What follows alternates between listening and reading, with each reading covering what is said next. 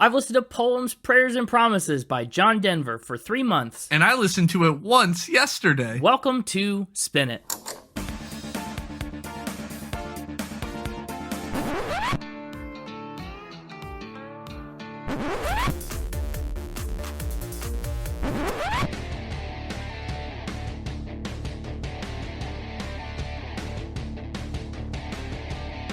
Hello, everybody, and welcome back to Spin It, the record ranking podcast for people who would rather be listening to music. I'm James, and with me, one who I am thankful for, it is Connor.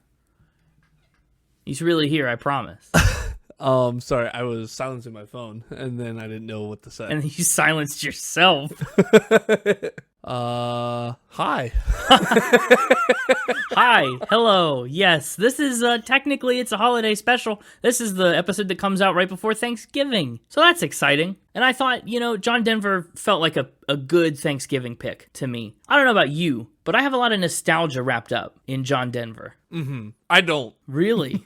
Interesting. Well, my dad had his greatest hits CD, and we listened to it in the car anytime we go anywhere, and every time we drive through West Virginia, it was Take Me Home Country Roads. Well, okay, great song, first off. Who doesn't have nostalgia about that song specifically? Well, yeah, but all of it. But John Denver is your Mac Davis, is what I'm hearing. Actually, that's a really good way to put it. Yeah, John Denver might be to me what Mac Davis is to you. Mm-hmm. But also, he's just someone that I just think he feels old-timey. You know what I mean? He feels very stuck in the 70s. Oh, yeah. I feel like even when he came out with this stuff in the 60s and 70s, he sounded old at the time. He's just a very, traditional-sounding folk pop singer. But I was shocked. I put this album on the Albums of the Month list because I hadn't listened to any John Denver outside of that Greatest Hits CD. So, I knew all the big ones, but I never had a full album. And I put this on the Albums of the Month list, and it took me straight back straight away. And it was so, comfortable and throwback-ish. I just really enjoyed it. And so when I was thinking about Thanksgiving, I was like, well, Poems, Prayers, and Promises. That sounds Thanksgiving-y. He has a lot to be thankful for. Everyone prays around the table at Thanksgiving, and promises. You can be thankful for things, and I don't know. It felt like a fitting tie-in for the holiday. But you really don't know John Denver that much, huh? I didn't say I didn't know him, just I didn't have the nostalgia. Sure. So you hate John Denver.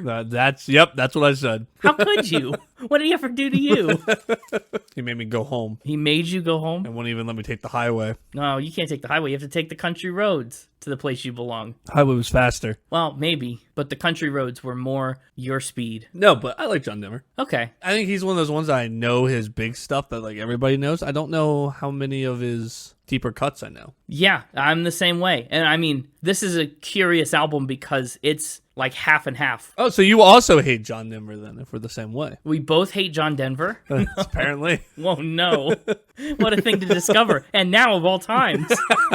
This is an interesting case as an album because a lot of it is original, but also a lot of it is made up of covers. Songs that other people wrote that he took and covered. So, you don't really get too many John Denver deep cuts because all the ones that he wrote, a lot of them are hits. And the rest aren't his. The rest aren't his. They're hits for other people. Yeah, it's kind of true. Did he have enough original stuff here to get the bonus point, or is he bonus pointless? That is a great question. I'll go ahead and spoil it a little bit. I can confirm that he does get the bonus point. Oh, okay. But boy, just barely. I think it might be a 7-5 split tops. Wow. The other thing I really like about John Denver is that he's kind of like the Hannah Montana of the 70s, just because, because of the name thing. Yeah. Named after, not a geographic feature. Hannah Montana, John Denver. I guess the real parallel would be if he was John Colorado, but Denver's close enough. But if you could believe it, his real name actually isn't John, just like Hannah Montana. Whoa. I know. And his last name also is not Denver. He's an imposter. He was born Henry Deutschendorf Jr. Henry Deutschendorf. It's a crazy name. It's a very involved name.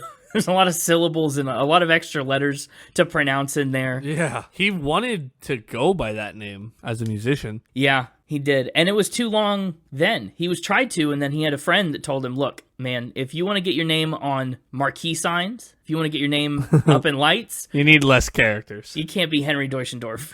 You need less characters. The theaters will be digging out extra D's and F's from their boxes, and they'll run out of letters. So you better shorten it down. And he ended up with Denver. But before he was John Denver, he was little Henry D. Henry D. Could have been a great name. He should have just gone by Henry D. Yeah, he should have. Well, no, you shouldn't have, though, because John Denver is also still cooler. Like, on the scale, I'm just saying, if you wanted to keep your real name, that's how you do it. that's true. But he didn't do it that way. Either way, he was born on New Year's Eve in 1943. He was born during World War II. His father was actually an Air Force pilot stationed in Roswell, New Mexico, which is the town that had all those alien sightings. So, Coincidence? I mean, yes. Probably. Coincidence, yeah. But that's where future John Denver was born, in New Mexico. What if he was John New Mexico? I guess the equivalent would be John Roswell. Henry, New Mexico. Henry Roswell. Henry Roswell's pretty cool, too. I know, they're all pretty good, honestly. Well, as a kid who grew up in a military family, he did a lot of moving around, and he struggled to make friends. I'm starting to think he was an alien. Is he a real-life Superman? I don't know, fake name, wears glasses, could be a Clark Kent situation. But he's not an alien, he's just a kid. And he was a bit of an introvert as a kid as well, because he did so much stuff by himself. He spent a good chunk of time in Tucson, Arizona, and Fort Worth, Texas. Could have been John Fort Worth, Henry Tucson, but that's still down the road. As it was, little Deutschendorf loved music. He sang in local choirs when he was a boy, and his grandmother actually gifted him his first acoustic guitar when he was 11. So he started to practice and play all the time. And when he was a high school junior, he even ran away to California to try and kickstart his music career. His pilot father did not like that at all. So what his dad did is he took his friend's jet and flew himself out to California to drag little Johnny back home, little Henry, so he could finish school. It's one of the real big drawbacks of having an Air Force pilot dad, I would imagine. Yeah, probably. Can't run away from the long arm of the law. But he did go back to school, he did finish strong, and he headed off to college at Texas Tech. He started playing in clubs, and that's when he officially changed his name to John Denver. And a legend was born. A legend was born, truly. He tried playing in bands, and he tried playing in trios a few times with pretty limited success, but he made a little homemade demo tape with some of his personal live shows, and that found its way to the record label RCA, and he got signed there as a solo artist in 1969. They especially took to his original song called Babe, I Hate to Go, which you may know better as Leavin' on a Jet Plane. Probably, with hindsight, the most tragic and ironic of John Denver's songs. But boy, it's a beautiful one. His very first record was called Rhymes and Reasons, and it was produced by Milt Okun, a veteran who had previously worked with Peter, Paul, and Mary. In fact, he took Jet Plane to them, and their cover of Leavin' on a Jet Plane was John Denver's very first Billboard Hot 100 hit as a songwriter. So what do you know? He started touring pretty much under his own power. He made most of his money through cover charges at the door or through album sales before and after his little small venue shows. So it's really intimate and a tight-knit community. So he draws in a lot of these fans who end up being lifetime devotees from this process, right? You see John Denver play in a little club, he shakes your hand, sells you an album. You know, next time he comes to town, you're going to bring all your friends. Yeah. His next two albums, Take Me to Tomorrow and Whose Garden Was This, include hits like, well, to be completely honest, there are probably no John Denver written tracks that you know on those albums. He's not there yet, but he did do a lot of covers, which is a trend that still continued. He did James Taylor's Carolina in My Mind, Tom Paxton's Forest Lawn, The Night They Drove Old Dixie Down by the band, which is a song we talked about last Thanksgiving, actually. And he did a few Beatles songs like Golden Slumbers and Eleanor Rigby. But John Denver's big commercial breakthrough in the US by far was the album we're talking about today, his fourth record, Poems, Prayers, and Promises. He started recording Poems, Prayers, and Promises in 1970, the same year that he released both of his previous two albums. So he's been busy in the last 2 years of his life. And unlike those records, Poems, Prayers, and Promises does have a lot of John Denver songs you know. The title track, My Sweet Lady, Sunshine on My Shoulders, and of course it's home to the now iconic Take Me Home Country Roads. But I also do think he's done a pretty excellent job of incorporating more covers. We get more Paul McCartney and more Beatles with Let It Be and Junk. We get more James Taylor with Fire and Rain. And he gets all these other songs that just work for his folk country singer-songwriter style. Like, I Guess He'd Rather Be in Colorado and Gospel Changes. He really has put together like a pretty strong record for his image. I think it just is to a T what John Denver wants to be all about. And again, it just feels nostalgic, the whole thing, cover to cover. Even though some of these songs, so many of these songs were totally new to me. I just like it. Anyway, he finally releases Poems, Prayers, and Promises in April of 1971, and it does really well. It peaked at number 15 on the Billboard 200, and to date it has gone platinum, selling 1 million copies in the United States. One of these days we'll go platinum.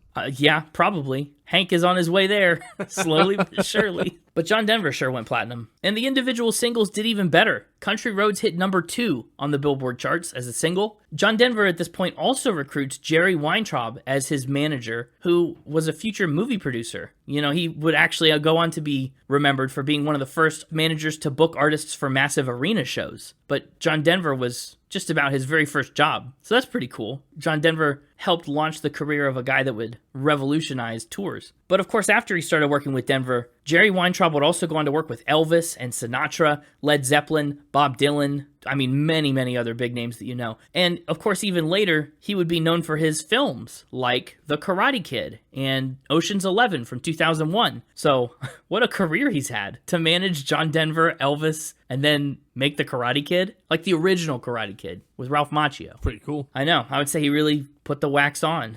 But Weintraub, he was hugely instrumental in getting John Denver on the radio and in front of cameras and growing his fan base more than a small intimate live show ever could. Over the next bunch of years, his career would take off. In 1972, Denver landed his first top 10 album with Rocky Mountain High, another iconic title track. Yep. Right? By 1975, John Denver was on a streak of 4 straight number 1 singles and 3 number 1 albums. And the singles include the songs Sunshine on My Shoulders, Annie's Song, Thank God I'm a Country Boy, and I'm Sorry. The 3 records that he had in a row were Back Home Again, Wind Song, and then a Greatest Hits compilation. He also, in the early 70s, launched a series of TV specials and shows like his Rocky Mountain Christmas and the John Denver Show, which aired for 2 years in 1973 and 74. And he won an Emmy for his special called An Evening with John Denver. And he was on the Muppet Show. I loved John Denver's episode of the Muppet Show growing up. And he developed a pretty good relationship with Kermit the Frog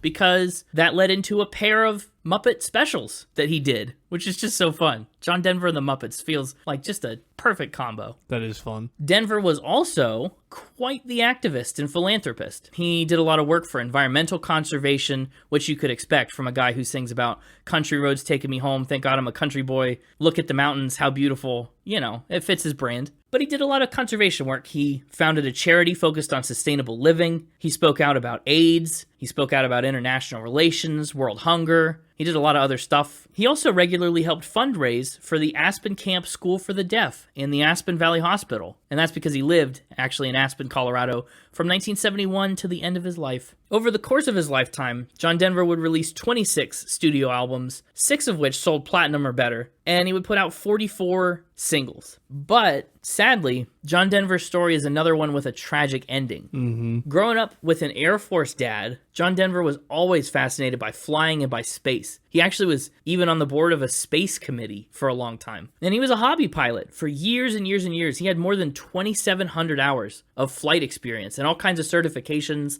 Like, he was a legit pilot. Yeah. And he had fun with it forever. On October 12th, 1997, he was flying a home-built plane, which, you know, somebody else had bought it, built it, and sold it, and John Denver bought it from him. He was flying over Monterey Bay in California when he was struggling to adjust the plane's fuel tank mid-flight because of how it was built. It wasn't like up to code or up to standard, and he had trouble like reaching over his shoulder to pull a lever. It was definitely a problem. It resulted in a plane crash that took his life. And actually, he wasn't even legally supposed to be flying either. He lost his license after picking up a few DUIs. The FAA had told him to stay sober for a year, and he kind of ignored that and got back in the plane. Now, he wasn't under the influence at the time when the crash happened, but he still was suspended from certified flight. But after he passed away, the governor of Colorado ordered flags to half-staff in his memory, and today there's a plaque at the site of the crash that commemorates his life. John Denver was cremated, and his ashes were scattered in the Rocky Mountains, which seems very uniquely fitting. Now, as for awards and accolades, I found a shocking amount of stuff about John Denver. I knew he was popular. I didn't realize he was so gilded. Fun fact, John Denver hosted the Grammys 5 times. Wow. Which is pretty cool. I mean, what a job. He was nominated 4 times as an artist, but he only won a single Grammy Award himself. It was the best musical album for children with his album All Aboard. That actually was his 26th and final album, and the Grammy was awarded posthumously. But in addition to all those Grammy nominations and 1 win, he has earned a 1975 Academy of Country Music Award, 2 Country Music Association awards, including 1975's Entertainer of the Year, which is like their big one. And again, he got that Emmy. In 1977, John Denver became the Poet Laureate of the state of Colorado. He was inducted into the Songwriters Hall of Fame in 1996. Posthumously, in 1998, John Denver earned the World Folk Music Association's Lifetime Achievement Award, and they subsequently named an award after him. And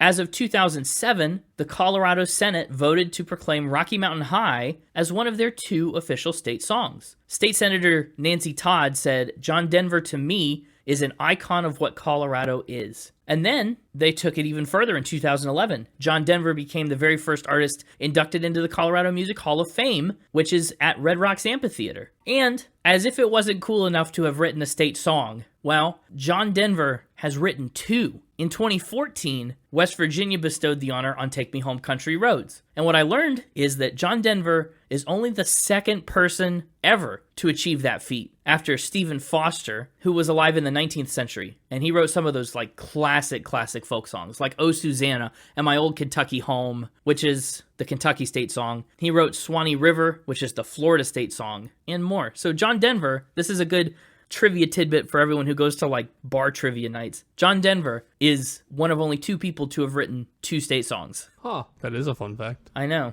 Maybe we could get 2 state podcast episodes. That'd be easy, right? States don't have podcast episodes yet. We could just start canvassing now. It'd be really funny if we could get our episode about Reba to be the Oklahoma State podcast episode before Reba made it into the Oklahoma Music Hall of Fame. But that's state songs. In 2014, John Denver got a star on the Hollywood Walk of Fame. And shoot, he's even got a medal from NASA that he earned in 1985. So there you go. That's the awards and accolades. There you go. I know. Also some fun trivia tidbits. He is not Creedence Clearwater Revival. He is not John Fogerty, but John Denver actually did play in Soviet Russia, unlike Creedence. He played 11 shows in the USSR in 1985, which means John Denver was the first artist to do that in more than a decade. And he toured China in 1992. He really made a habit of going to places that were not traditionally gotten around to by Western artists in the 80s and 90s. He was single-handedly out there thawing the Cold War, you know? Also, another fun fact about John Denver that's really nice to remember, little piece of music history. We first talked about this in our Twisted Sister episode, which was number 93. In the mid-1980s, Al Gore's wife Tipper was advocating for music censorship, right, with the Parents Music Resource Center. She wanted explicit content to be removed from music or wanted parental advisory stickers on it, right? And artists like Twisted Sister and Prince and Frank Zappa were on the hot seat. They went and testified before Congress. John Denver was a big advocate with them. I mean, despite his music really not applying to the restrictions, like even a little bit. I think they rung him up because they were like, Rocky Mountain High might be about drugs. And he was like, well, it's not. But also, that's a moot point because you shouldn't do it anyway. Yeah. But he did testify before Congress alongside all those artists. So that's fun. And in addition to flying, Denver's other hobbies include painting, photography, and skiing. So how about that? That's John Denver. That's what became of Henry Deutschendorf. And now it is time for Henry Dastardorf, I don't know, to get out here. Time for the Mixtaper to come. We're going to play some Factor Spin. Hey, it's me, the Mixtaper. Hello, Mixtaper. How are you on this fine Thanksgiving week? Is it Thanksgiving week? How did that not come up till just now? It did come up. Did it? You just weren't here for it. I talked about it with Connor. Oh. What are you thankful for? Well, I'm hopeful that by the end of this round, I'll be thankful for another successful week of Factor Spin. But that does seem pretty short-sighted and shallow. You could use it after last week. In a more real sense, I'm thankful that you're on the podcast. Aww. Always here to spice things up. Pumpkin spiced them up. Wow. Yep. Didn't mean to tee that one up, but you hit it out of the park. Good job. You ready for some fun John Denver facts? No. You had a lot of fun John Denver facts yourself. I did. I really enjoyed learning about this guy. How fun. A man of many names, that John Denver. What do you think is the worst city that he could be named after? Like, Denver's a cool one. But if you were like... I don't know. There's probably a lot of really bad cities that I just don't know about. I know, that's true. I don't feel like he was like John Boise. Like, that wouldn't work as well. Or, Yeah. ooh, John Walla Walla, named after that city in Washington. Other Colorado cities would be cool, though. John Boulder. John Colorado Springs. Maybe it's just Denver. All right, I'm going to warn you now. You're not just playing against me this week. No? Who am I playing against? You're playing against me and some John Denver super fans. Super fans? You found a John I don't Denver... know. I'm calling them super fans because they're fans of John Denver and they're pretty super for helping me out this week with Factor Spin. Uh-oh. So you're just coming out right away and telling me that you've got outside help. That makes me panic because then I can't lean as much on your tendencies and your habits. Well, I'll do my best. I'm excited to see what everyone's come up with collectively then. What's up first? Up first, I think we should take a visit to the Denver family forest. The Denver family forest. John Denver's family owns a forest? Well, that's more of a reference to the Perry family forest. Right. Joe Perry from Aerosmith had a forest purchased in Indiana somewhere. Angola, Indiana. It wasn't true. It was a spin. But this time I'm telling you it is true that John Denver bought a forest. John Denver bought a forest. I love a good returning fact. So where's John Denver's forest? I'll be very shocked if it's in Indiana. Maybe a little predictably, it is located in Colorado. I see. What part of Colorado? Good question. Yes, it is. I'm going to go with the color part of Colorado. Okay. I actually don't know where in Colorado. I see. How big is it? It's a whole forest. Oh, yeah, but I'm talking like acreage. A whole forest doesn't have to be very big. Big enough that it could have had a ski resort. Did it have a ski resort? No, but it was going to.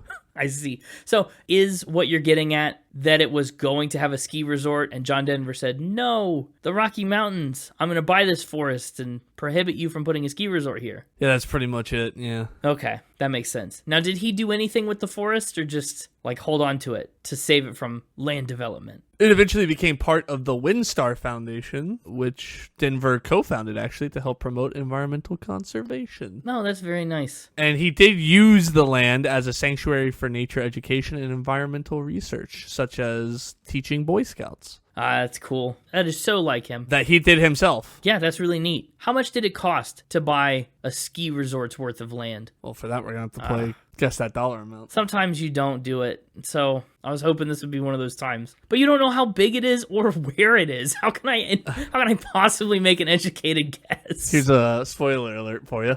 I don't know how much it cost either. Well, then I'm never going to get it.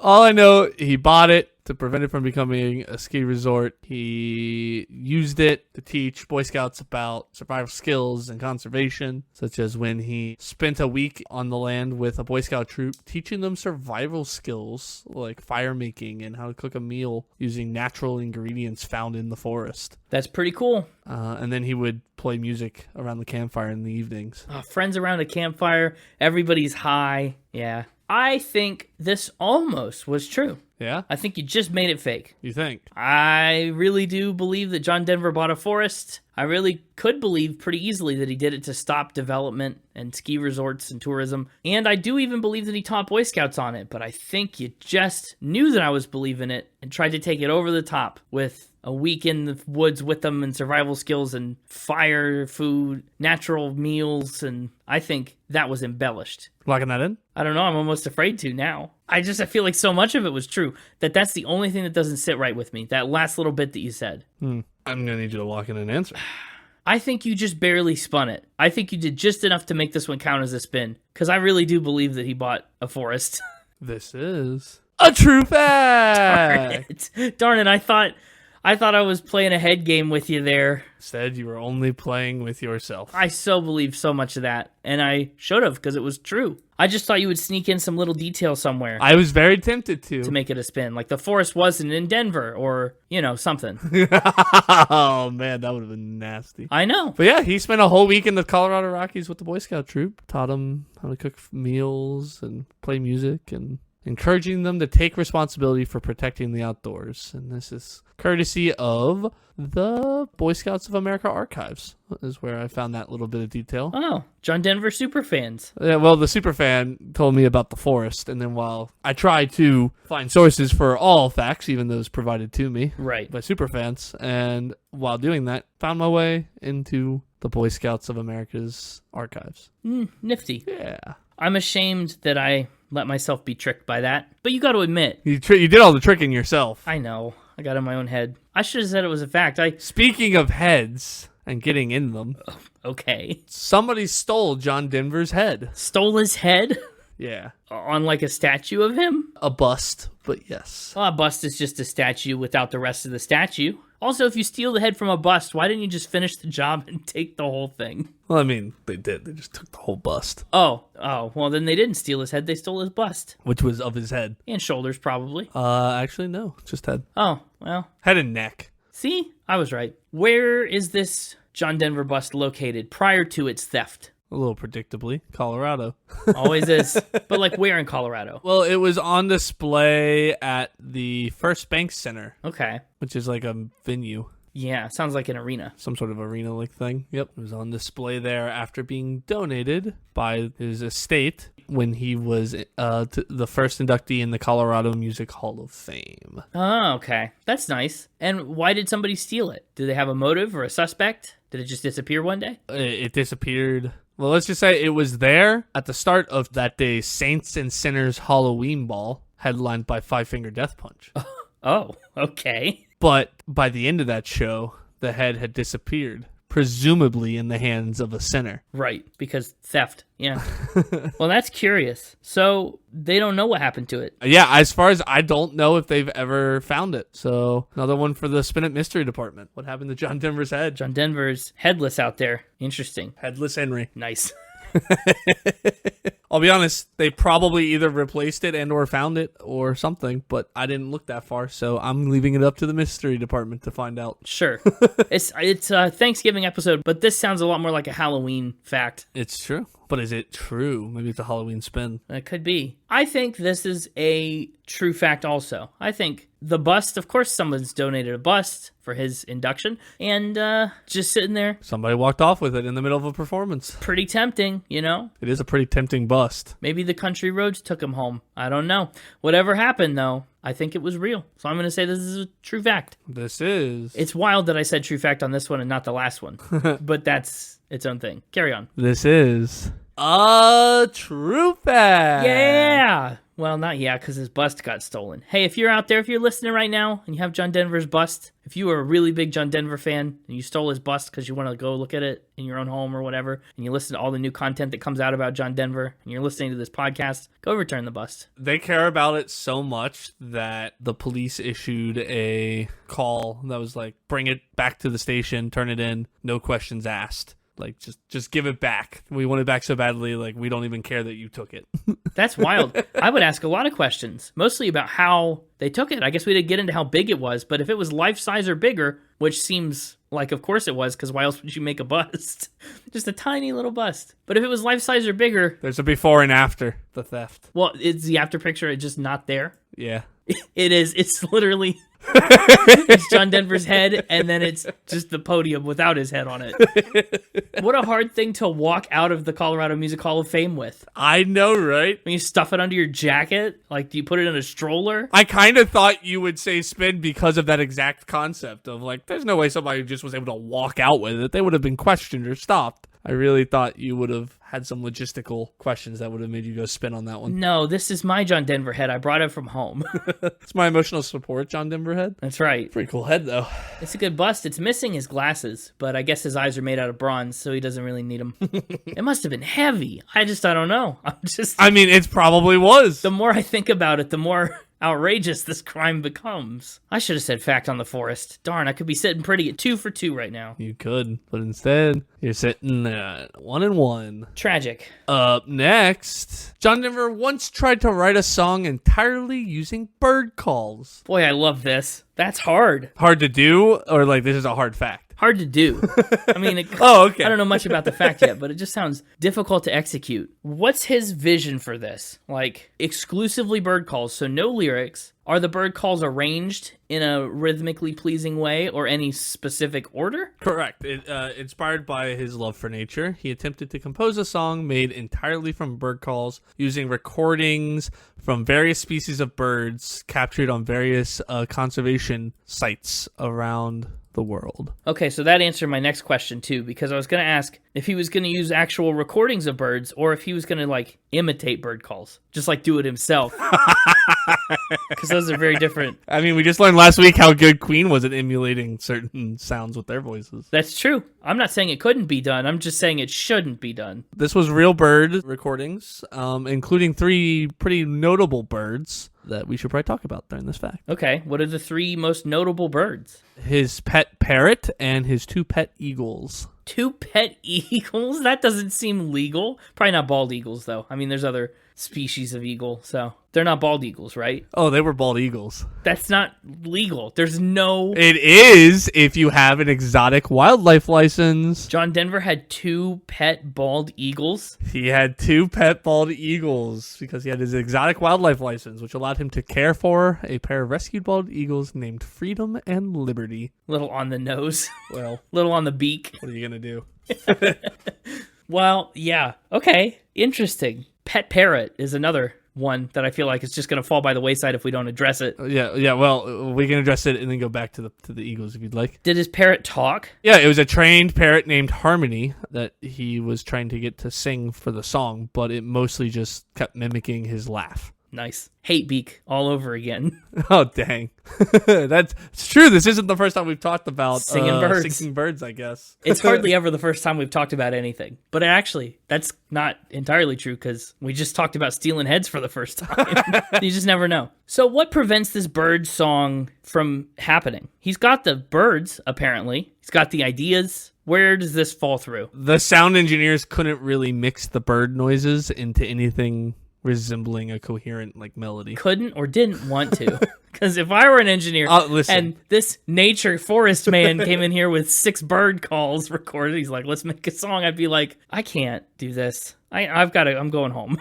But I mean, when you say exclusively bird calls, you're not just talking like bird calls over an instrumental. No, I'm talking exclusively bird calls. Only bird calls in the song. That's wild. I think this is a spin. Man, I wasn't even done giving you information about it. Oh, well, I haven't locked anything in yet. Yeah, but now you kind of just made me not care. I care. I want to know the rest of the information. I want to be an informed locker inner. Well, the Eagles, I figured you'd have more question about the Eagles. I didn't want to get too distracted. The Eagles were in a special aviary at his Aspen home while they were rehabilitated and then released back into the wild. Okay, so like the right way to have pet eagles. Yeah. Yeah, that's really all I have about the Eagles. I just really wanted to say that part. It was fine. It was okay. But the song was tentatively called Feathers in Flight. Oh. Before it was scrapped. And Denver once joked when speaking about the song that the birds were harder to harmonize with than most human singers. And I mean, yes, is that a joke? What? Like, duh? Man, it is sure easier to cook with this stovetop than this couch. What? Yeah, well, they were harder to harmonize with than most humans and fought more than any band he'd ever met. Which is a joke because, right, he didn't have the real birds. Okay. The joke came in the second part of the sentence. Exactly. And some fans claim to hear faint bird calls in the background of Sunshine on My Shoulders, but that's never been confirmed. Wow. Eagle-eared fans. That's all I got about this fact. Now lock in whatever you'd like. Okay. I think I'm going to lock in spin because there's just so much happening here. Sure. Play the odds. Saw how that worked for you last time. Yeah, that's true. Well, the eagle thing seemed a bit shocking at first, but then, I mean, I actually believe that now. I think that could very well easily be true. But then to make a song exclusively out of birds, that's ambitious. Maybe he would have tried it, I guess. It is ambitious. It is a hard call, but there's just so much. Go ahead and lock it in for me. There's so much potential in here for something to be a lie, whether it's Sure. the level of involvement of his parrot or like all of it. Go ahead, lock it in for me, and I'll tell you if you're right or wrong. Well, But then something about the way that you're saying that. Oh my gosh. Oh no. You know what? I am going to, this will be my retribution for the forest fact. I didn't trust the forest fact and it should have been believed. And I'm slightly doubtful of this one, but I think I'm going to change my mind and I guess I'll lock in fact. Oh my gosh. Okay, lock it in fact. Yeah, I'll lock in fact for the I said for the forest. I'll lock in fact for the bird calls. Oh my gosh. This is a spin. Oh, it changed. There was too much information, and I really didn't think you were gonna change. I was just waiting on you to lock it in. And you just kept going. Again, you played yourself. did. I was all ready to give you the point. Move on. Started out like a Denver, turned into a Deutschendorf. Dang. So he did have his exotic wildlife license and cared for eagles, including ones named Freedom and Liberty. Referred to them as his pets. See, you made that seem way true. That swayed me. That part is true. The part that is not true is the bird song. Not true at all. Okay. And he did not have a pet parrot named Harmony. He did not have a song tentatively called Feathers in Flight. Did not try to make a song out of bird calls. I knew it. That's exactly what I said. That was a spin. It's exactly what you said all the way up until you said Until it mattered. fact. I wonder if the audience gets as frustrated listening to me play this game as I do once I've finished playing this game. I don't know, but I love it. Because every time I get something wrong, I'm like, how could I have believed that? It was so obviously not. Well, it's not true in the moment. You know what I mean? It's a lot harder to figure these things out on the spot. It's true. Hindsight's 20/20. That's what they say. Again, John Denver surely was not 20/20. Look at those glasses. I have 3 facts remaining. 3. I'd like for you to pick one of them to be our final ramp. Oh boy, do we get like topics, or am I just picking cold? Because that doesn't really feel like a pick. That feels random. Yeah, that's fair. We can either go back into the world of heads, talk about alpacas, or talk about dolphins. Very animal heavy. Again, it's another animal heavy week. Heads, alpacas, or dolphins? Well, so far the head fact is the only one I got right. And I've missed the animal and woods fact. Dolphins is intriguing. Dolphins is pretty intriguing. Alpacas sounds like the most boring one, I guess. Yeah, it probably is looking at them. It just sounds like he's going to have a pet alpaca or something. So I'm more inclined to go dolphins or heads again. Heads or dolphins? Flip a coin. If it's heads, it's heads. And if it's tails, it's tails. Oh, I figured you'd do if it was heads, it was dolphins. Oh. If it was tails, it was heads. It'd be funnier if it wasn't dolphins at all, but whales. Then I could say if it's heads, it's heads. Heads if or it's whales? Tails, it's whales. Let's see. I'm just going to Google flip a coin because I don't want to find a coin right now. Well, the coin has spoken, and it's heads. Going with dolphins. All right. Well, I was going to go with heads. Oh, I thought we made it heads was dolphins and tails was heads. No, that's your tail cannon. Oh. Going with dolphins. Do you not want to do the head fact? I'm just curious what other head facts could be out there. Like, I don't even know what that could look like. Tell you what, I'll give you the titles of the 3 facts, and then you can make your call that way. It seems like you just didn't respect the results of the coin flip, but sure. I mean, I never agreed to the coin flip. No, but you agreed to let me pick, and I picked. John Denver's head was on a bobblehead. Oh, okay. I see. John Denver briefly owned a chain of alpaca petting zoos. Chain? He owned a chain of... That was actually way cooler than I thought it would be. That might be cooler than the head one. John Denver performed a concert for dolphins. Darn it. like Dolphins the mammal? Because I'm not going to pick it if you're talking about the Miami Dolphins, like the football team. No, yeah, the sea creature. Okay. Then, yeah, I guess we have to go with Dolphins. And I'm a little confused why that wasn't a clear final ramp for you. Well, because I feel bad when I don't use everything presented by the people who give me things. So I wanted to at least shout them all out, and I thought the easiest way to do that was this convoluted way. I see. They were both really interesting. The bobblehead sounds like there was just a John Denver bobblehead. We'll wrap back around to them at the very end of this and just tell you whether they were true or not.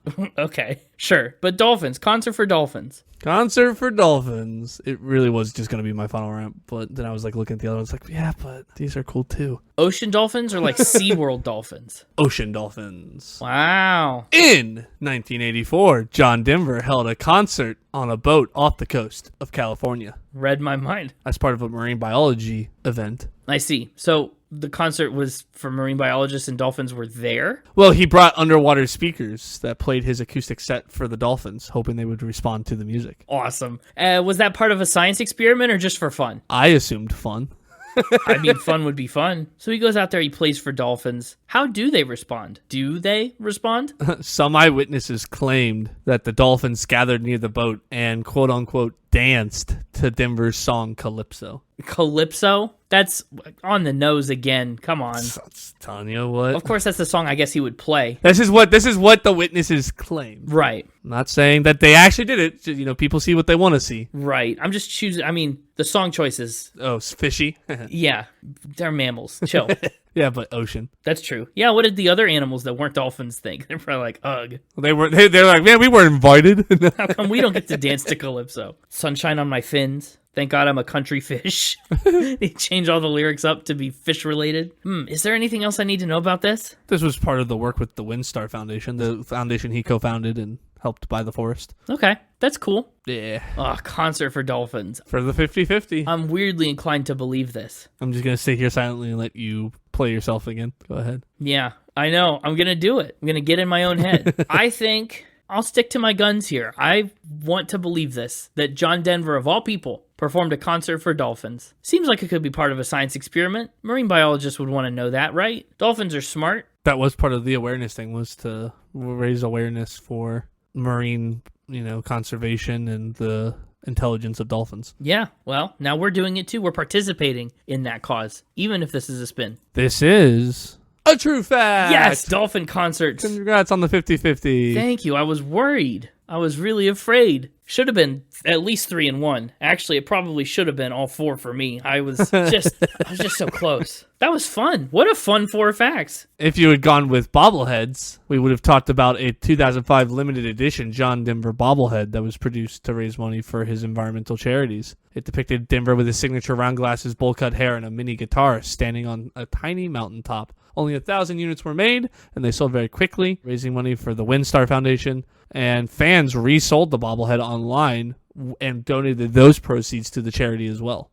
They're just trading money. Which is a cool little tidbit. That is really cool. Yeah. I believe that. That seems like a fact. Could not find a picture of the bobblehead, which is what I was trying to do. It kind of blew my mind that there wasn't an image of it anywhere online, but I found other sources saying that it did indeed happen. Just for some reason, there's no pictures of it. True. And then if we had gone with chain of alpaca petting zoos, I would have told you about Denver's delightful alpacas, which was his chain of petting zoos. Yeah.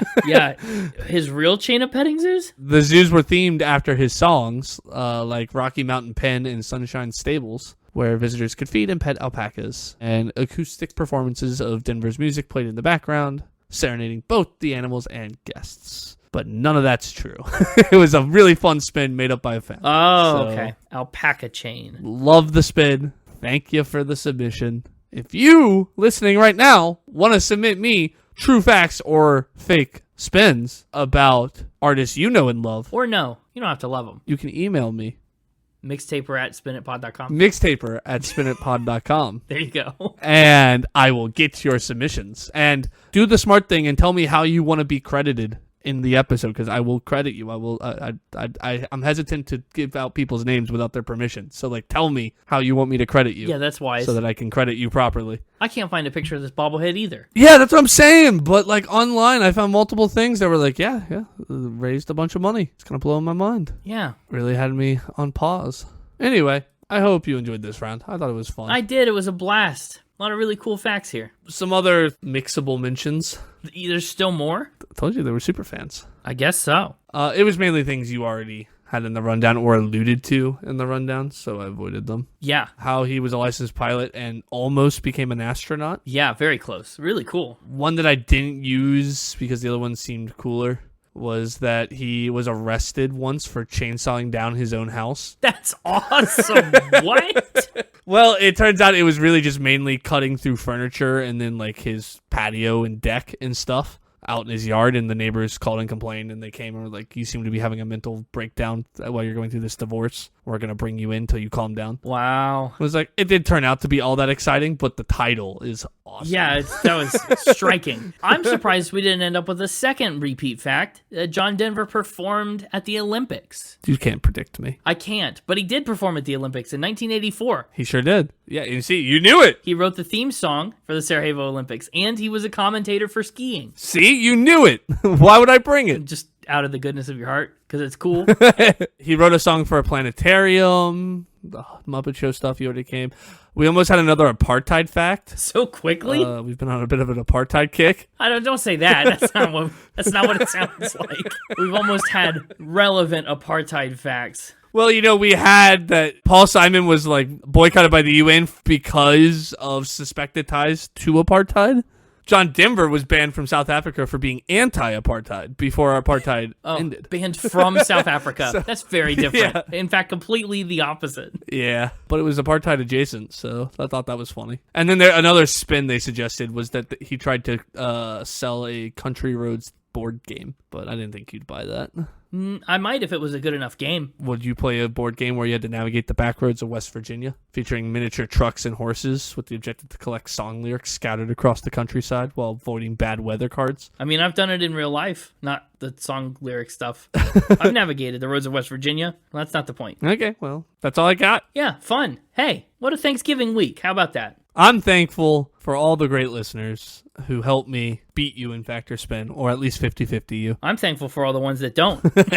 Well, I think that covers just about everybody. It should, yeah. With that, I leave you with a very gobbly, yeah. It's kind of more like a horse, what that sounded like. Yeah, it really was more like a horse, wasn't it? Yeah, but it's pretty gobbly. He doesn't know how to gobble. I guess not. Yes, that's a thing I never knew about him, but why would anyone ever know that about anybody? Not a good gobbler. No. Welcome back, Connor. Surprisingly good cobbler, though. Like making shoes? Yeah, he makes his own shoes for his outfit. Okay, bad gobbler, good cobbler. You know the Mixtaper. Well, let's talk about this album art. More accurately, I guess I should say, let's talk about this photograph of John Denver. It's so brown. It's very brown, which is like the color of Thanksgiving. So yeah, it was the color of 1971. That's what it is. But it is also like, it's pretty boring. But look at that nifty 12-string guitar he's got. Yeah, no knitting needles on there. No, not a one. Yeah, that's it. There he is. I mean, why do you need 12 strings? Are there even 12 notes? Come on. No, there aren't. I mean, there's 8 notes in an octave. But 12 strings. So here's how a 12-string guitar usually works. You could tune it differently. I assume you have some of them on like the next level up. They're all tuned to octaves, yes. So the 12th and the 11th string are tuned to the low. One's the low E, one's a higher E. Then it's A for the next two. Then it's D, then it's G, then it's B, then it's E. It's like playing a low and a high version of a chord at the same time. Wow. It's really cool. I have a 12-string guitar. Do you? It's a blast. Yeah.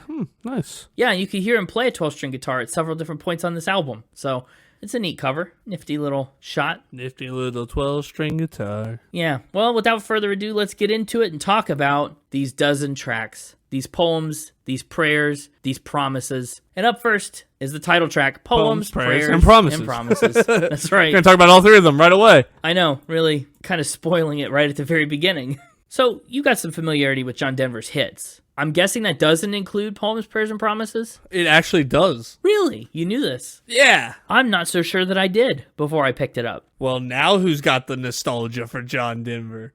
Oh, how the tables have turned. How the turntables. I actually really did like this song a lot. And it is one that even though I didn't remember it explicitly, I definitely felt that nostalgia as soon as I hit it. Because this is just him talking about sitting around the table with his family, listening to his relatives reminisce about old times and talk about current events, you know, beauty and art and nature, things that they hope and they wish for and they dream about. It's really sweet. Yeah. It is like such a gentle song.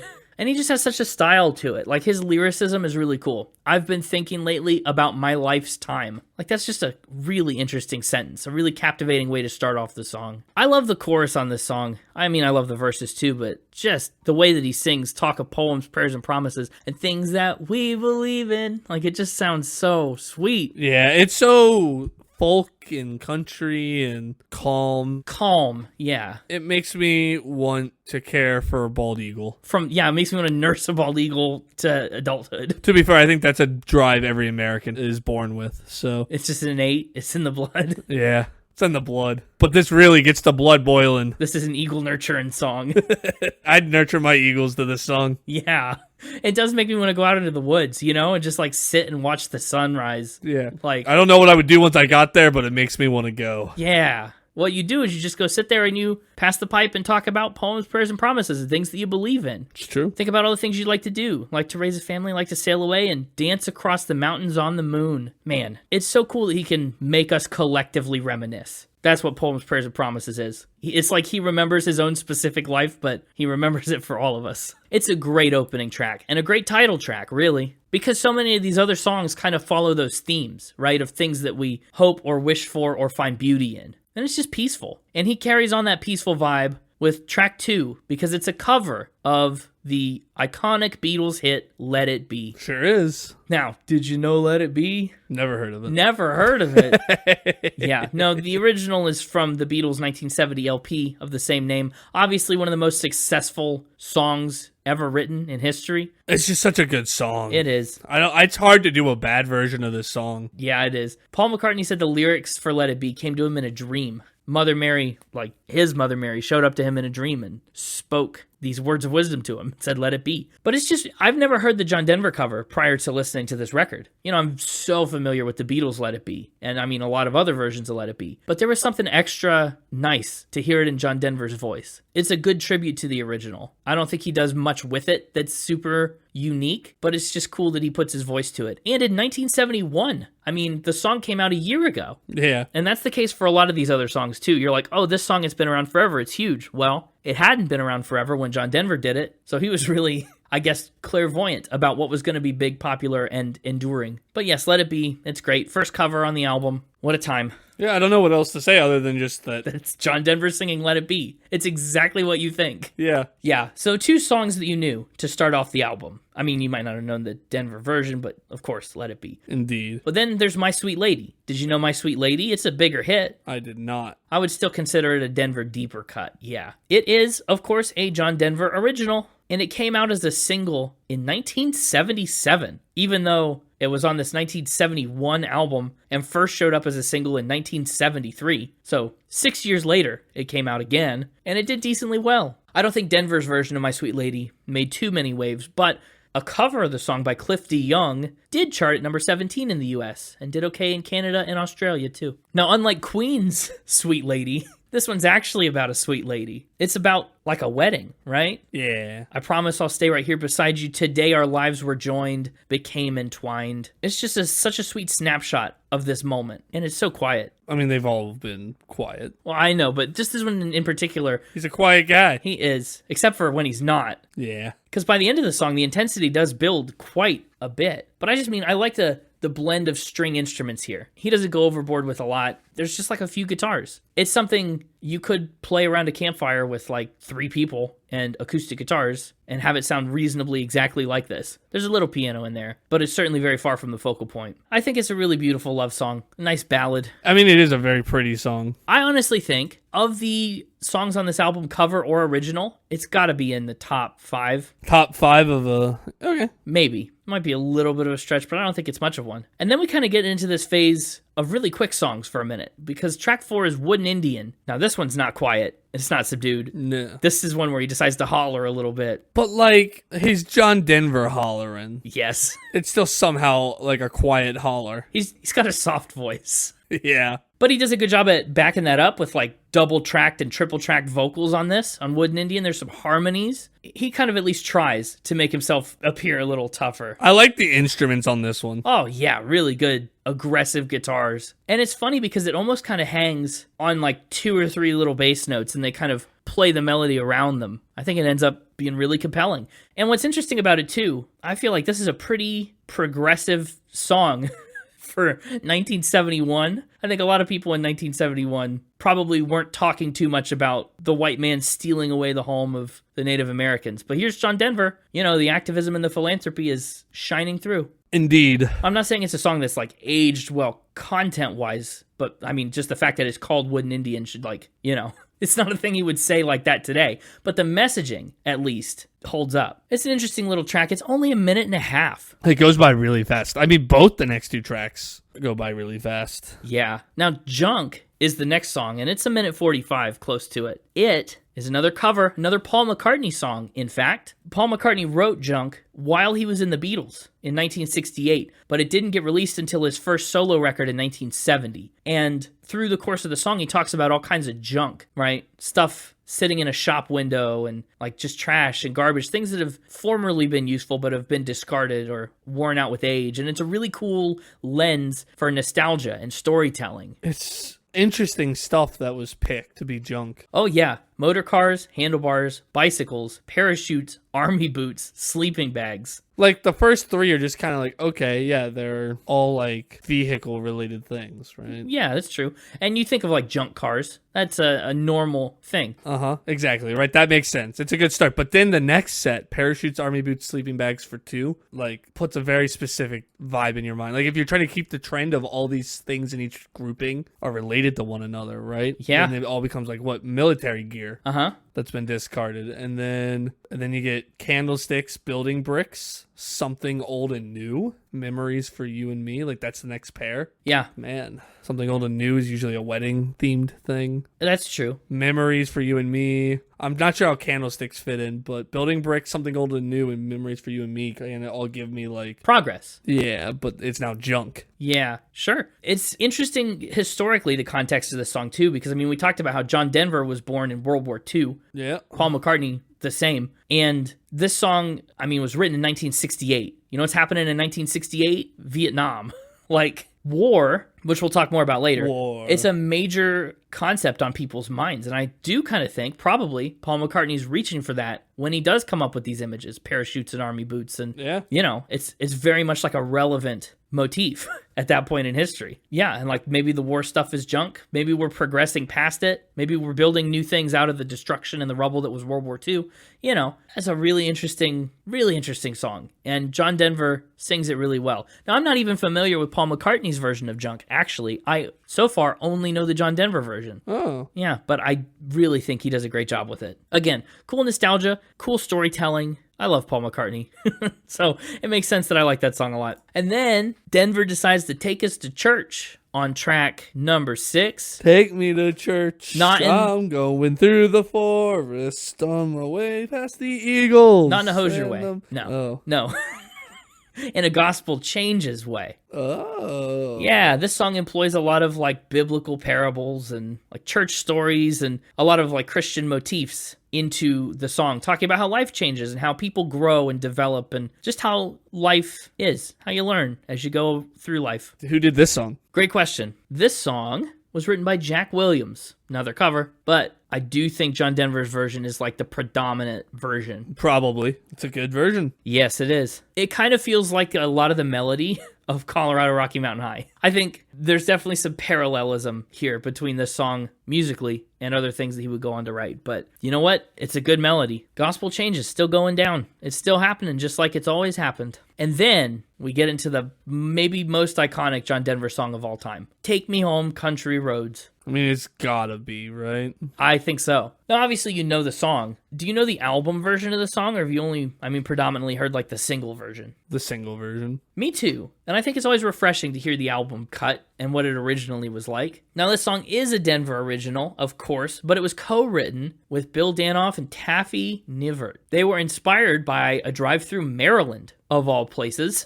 A song about West Virginia on a drive through Maryland. Danoff said, I just started thinking country roads. I started thinking of me growing up in western New England and going on these small roads. It didn't have anything to do with Maryland or any place. And Danoff even grew up in Springfield, Massachusetts. So Maryland, Massachusetts, like country roads is way more New England than I ever imagined. But what was funny is once they did decide to make the song about West Virginia, they realized they didn't know much about West Virginia. So they sat down and they whipped out the 1971 encyclopedia and started flipping through West Virginia. They learned about the state flower, the rhododendron. And so that became the song's working title for a while, Rhododendron. And they started working on this song for a while, and they were going to sell it off to someone like Johnny Cash. Because, that's fair. I think I could really easily hear this being a Johnny Cash cut. But they played the work in progress for John Denver, and he said, don't sell this. I need this. This needs to be my song. And so he got it. He helped him finish it up, and they debuted Take Me Home Country Roads live at a performance the day before John Denver's 28th birthday. It got a 5-minute standing ovation. It's a 3-minute song. When he played this song, people stood up and clapped for like 1 2/3 the length of the song. That's crazy. Yeah.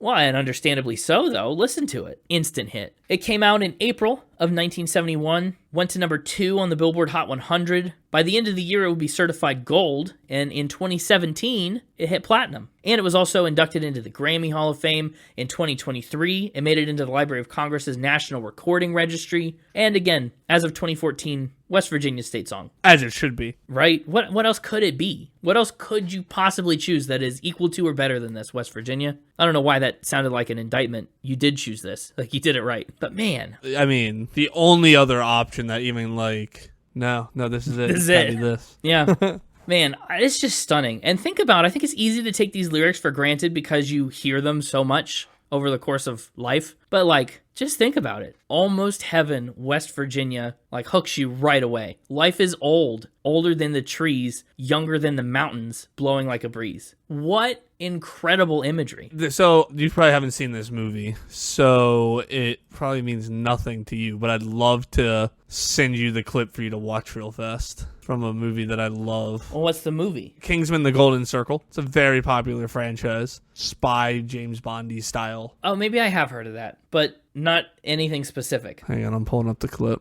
So if you hit play, and you can kind of skip through it a little bit, but basically what the beginning of the scene shows you is that they've stepped on like triple landmines, right? Yeah. Yeah, and they have a way to like save them, right, with this like super spy freeze spray stuff, right? But then they've used it all, and the third guy steps on one, right? And it's like, uh-oh. Uh-huh. And so they're like, we'll come back for you or whatever, right? But we gotta go sneak past all these guards. And then if you get to the about 2-minute 20-second area.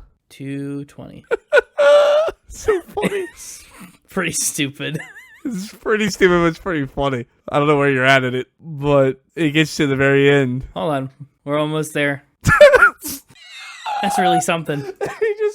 Every time I hear the song now, I think about that scene and him just blowing himself up while singing the song. Why'd you do that to me?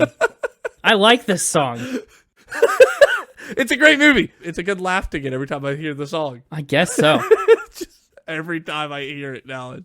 Wild. British dudes standing on a landmine singing the song, luring in guards to blow them up Sure. and sacrifice himself. Love it. Man, Anyway, but what a song. I love it. it's an amazing song. It is. The banjo and the steel guitar in this song was provided by Eric Weisberg, who also did one of the banjo solos on Dueling Banjos. So that's cool. Wow. Yeah.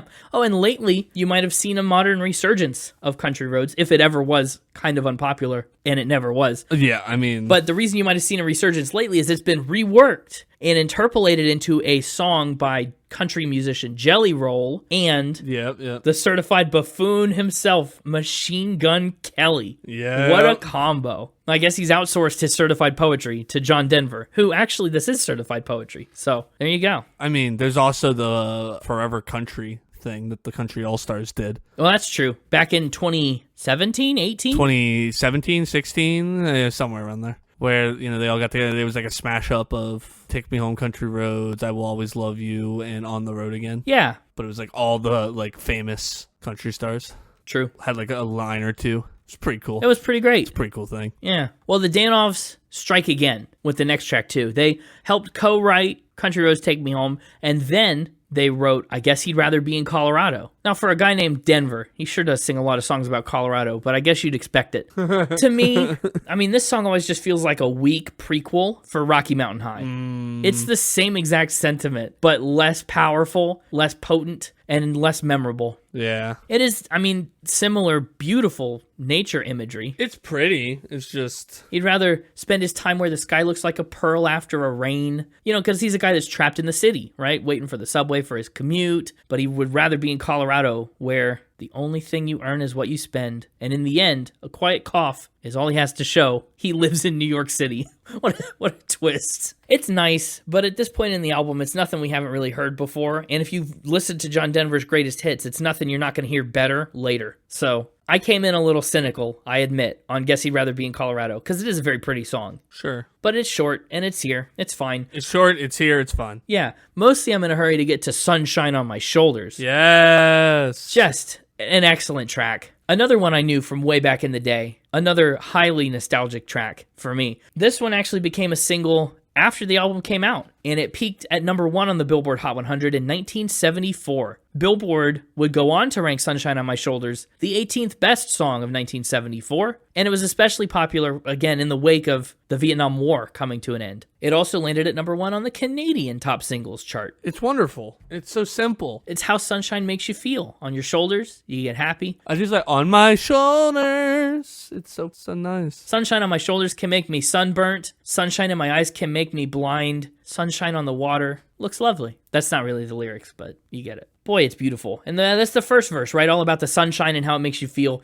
The second verse is all about how he would relate this day to the person that he cares about. If I had a day to give you, I'd give you a day like today. And I'd sing a song that could make you feel the way that the sunshine makes me feel. Then we get the chorus again. Then he talks about wanting to make you smile, telling tales for you and making wishes for sunshine all the while. Just knocks it out of the park. Out of the park, out of the forest. That's right. You'd be hard-pressed to find a simpler song that is so well done. It's very pretty. Yeah, it is. Now, Denver said, I wrote the song in Minnesota at the time I call late winter, early spring, which is just the time. Okay. I don't know why he says the time I call late winter, early spring. That's a window. It's normal. I mean, maybe it was like July. Oh, really late winter? And that's just what he calls July. I doubt it. But he said it was a dreary day, gray and slushy. The snow was melting and it was too cold to go outside and have fun, but you're ready for spring. You want to get outdoors again and you're waiting for the sun to shine, and you remember how sometimes just the sun itself can make you feel good. And in that very melancholy frame of mind, I wrote Sunshine on My Shoulders. So it's funny that the sunshine wasn't even on his shoulders when he did it. Just the memory of sunshine was enough to get him high and make him feel this way. I wouldn't be surprised if our playlist picks are the most basic playlist picks in the world, and we end up with Country Roads and Sunshine. They probably will be. I know. How can you not? I get it. Also, fun fact, Carly Rae Jepsen covered this one in 2008. It was her debut single before she was maybe called. We just met her, and this is crazy, but Sunshine on Her Shoulders makes her happy. I don't like it. Yeah, I know. I never would have guessed that Carly Rae Jepsen did this, especially as a debut. I mean, I feel like we just keep going around and around this episode with the praises for John Denver. It's true. I don't have a lot of bad things to say about him. And if you did, well, keep them to yourself. Right. I thought we hated him. Oh, that's right. Turns out maybe we were both wrong. We've really come around and around. This episode has brought us around and around. Now we love him. Love him. From haters to lovers. Wow. Wait. Yeah, Around and Around is the next track on the album. To me, it's maybe one of the most forgettable tracks. Yeah. Which is not any fault of its own. It's here and it's just as solid as everything else, but it's not melodically maybe as memorable. And it doesn't really have much of like a chorus, does it? He's got a few refrains in here, but I don't think there's much here to come back to and remember it by. But it's sweet and strangely sad. He said, I hope I'm still around, and when I'm dead, you'll think of me in moments when you're happy and smiling. He says that the thought of me and you being happy together will comfort you on cold and cloudy days, and that you'll love to see the world go around. It's a song about the passage of time and grief and hope and memories and poems, prayers, and promises, you know? And then we get the last musical moment on the album with another cover. A cover of James Taylor's hit, Fire and Rain. Don't go well together. Fire and Rain? Yeah, that's true. But James Taylor has seen it all. I think it's a song that's good in any form. I think it's hard, much like with Let It Be, hard to mess up a cover of Fire and Rain. Now, you know the James Taylor version, right? Yeah. Oh, yeah. Good, you better. His version came out in 1970, again, just 1 year before John Denver got to it. But it was on his LP, Sweet Baby James. You will certainly be hearing more about that someday.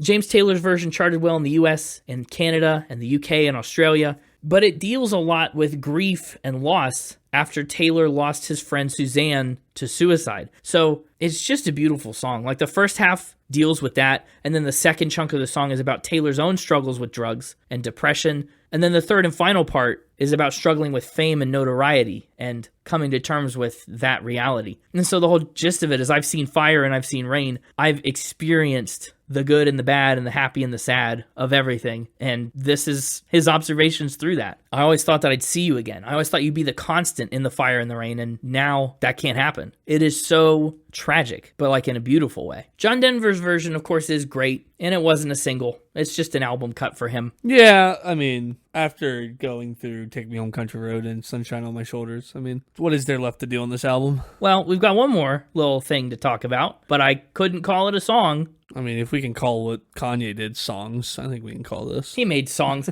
Up last is a track called The Box, and it's not a song, it's a spoken word piece to close out the album. Slam poetry. Slam the lid of the box. That's what you do. Keep that sucker closed. The poem was written, and again, I guess fitting to close an album called Poems, Prayers, and Promises. I mean, we've covered promises and prayers, and we've kind of alluded to poetry. He's written a lot of poetry, but why not end it with a poem? It was written by poet Kendrew Lascelles, and he's from South Africa. He was born in 1935. Over the course of his 86-year lifetime, he wrote 4 novels, 17 plays, 4 musicals, and 4 anthologies of poems. And he, Kendrew Lascelles, wrote this anti-war piece called The Box. He wrote it in 1970, again, right in the throes of the Vietnam War, and he debuted this piece on the Smothers Brothers show, where he was a staff writer. Oh. Do you know the Smothers Brothers? No. What? I don't think so. You're a comedy guy. You like funny things. You don't know the Smothers Brothers. Yeah, that doesn't ring a bell. Wow. Well, Lascelles was a staff writer there, and so he was on the show. He read The Box on the show, and then a few weeks later, John Denver went on the same show, and he said, hey, I really loved that piece you did a few weeks ago. Can I do that? Like, can I get permission to perform that again and cover it? Lascelles was like, yeah, man, do it. So John Denver does The Box on the show, and then puts The Box on this record, and it's all about how once you open that box that is full of war, very literal metaphor here, I guess. The box has war inside of it. And once everyone opens the box of war, yeah, the bouncy, bumpy ball filled with guns and flags and horror and death bounces right out of the box and just makes a mess of everything. And it's so hard to get that back into the box, so hard to fix the damage that it's done. It's intense. I mean, it starts out like a cute little, almost like a nursery rhyme about the box with locks and lids that kids don't open, and suddenly everyone is left dead and burned and dying, thousands of them sick and crying. You get it. I get it. I just like that, what a way to end the album. This happy, peaceful, cheerful, reflective, nostalgic album ends with the line, "It's war."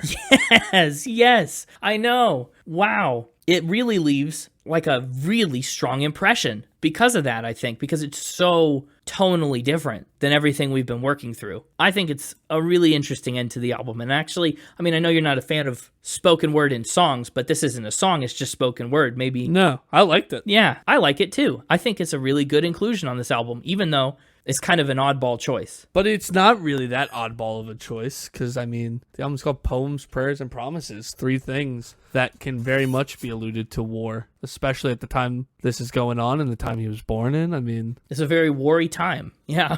Yeah. It's true. It feels all very relevant, coming together. But let's do some final spin. Around and around, spinning. Well, music, I think it's largely pretty good. Some of it's very similar to other things that John Denver would go on to do. And since this album came before a lot of that, I don't know if I can fault it for that. But, some of it doesn't break new ground for me. But a lot of it does. Sunshine on My Shoulders, Poems, Prayers, and Promises, Take Me Home Country Roads, even Wooden Indian and My Sweet Lady are just so musically really cool. I'm giving music an 84. Lyrics an 85 from me. A lot of these songs are covers, which doesn't really affect the lyric score. And again, he's done such a great job at selecting covers for this record. It feels like he could have written the whole thing himself. Everything is exactly the John Denver brand. And I think that's really impressive. But, cool lyrics, cool storytelling, and really deep nostalgia and good vibes from most of these songs. 85 for lyrics, 84 for instruments and production. A lot of guitars on this album, which I love. Not a lot of chances to get out of that situation, though. You know what I mean? It's a lot of acoustic guitar. So 84 there. 87 for the overall vibe. I think maybe that's a little bit of personal nostalgia bias, but hey. And again, he does barely squeak out that bonus point. He's done just enough with Poems, Prayers, and Promises, My Sweet Lady, Wooden Indian, Take Me Home Country Roads, Sunshine on My Shoulders, and I think Around and Around. I think he gets, it might be an even 6 out of 12. So he just barely makes the cut. Barely. Yeah. But his overall score for Poems, Prayers, and Promises, it's an 85.9, ranking Mr. Henry John Denver Deutschendorf at number 303. Almost a top 300 album for me. Nice. Yeah, it ends up being below the strike and above Metallica. Below the strike. That's such an interesting comparison. It is, and above Metallica. 3 albums is very strange to compare. Yeah. But hey, Metallica played for Penguins, Denver played for Dolphins. So that's where it is for me. That's where it is for you. Well, for me, I'm going to start with my top 3. Oh, of course. Only get my top 3, no honorable mention. That's right. You went overboard on Queen. I did. It's really not fair that you put John Denver right after Queen. I didn't do it. Thanksgiving did it. I mean, you did do it. What? Well, Queen was 175. It was a big episode, and this one's Thanksgiving, and this is a perfect Thanksgiving album. Come on. It really is. It really is. Well, my top 3 in album order. Poems, Prayers, and Promises. Ooh, and things that we believe in. Take Me Home, Country Roads. Big jump. And Sunshine on My Shoulders. But no surprises. A big jump, but no surprises. Yeah. And my score for this one, it's just such a nice, easy listening album. Yeah. A lot of songs I hadn't heard before, and I don't know if I'd ever be like, oh man, I really want to hear junk right now. Time to put on John Denver's junk. I'm in the mood, man. Yeah. I don't know if that would ever happen. Let me fire up I Guess He'd Rather Be in Colorado. Oh, it hits the spot. You know, we've often talked about this effect, how there's kind of like 2 different kind of ways things can go. Either when you're listening to an album, either there are singles that are just way bigger than the album as a whole, right? And that's all that's known from the album. And then the rest of the songs are just kind of there and the album's whatever, right? But then there are albums where there's a bunch of songs that are kind of unknown or not necessarily that popular. But when you put them all together, just makes something really nice and special. And that's this album. Greater than the sum of its parts. Yeah. It's greater than the sum of its parts is exactly what's going on here. And what's interesting about that too is like Country Roads and Sunshine on My Shoulders are huge singles and they don't stick out of this bunch, like even a little. Yeah. And it's like normally for me, like, I'm the singles listener, right? And I tend to find that most albums that works for. This is one of those albums that makes me believe in the idea of being an album listener, right? Oh, wow. Because again, just everybody knows the basic John Denver hits, but if you're like, oh, listen to this John Denver song, you're like, okay, it's whatever. It's John Denver, yeah. Well, yeah, sure. It's not as good as Country Roads or whatever, but if you're like, hey, sit down and listen to this album, by the end of it, you're going, that was a great album. Yeah. And so this one's getting a 9 out of 10 for me. Wow. For that reasoning. I'm a little surprised and I'm happy with that. Yeah, that's a really great rationale. I'm going to take that quote and put it in the trailer. This makes me believe in being an album listener.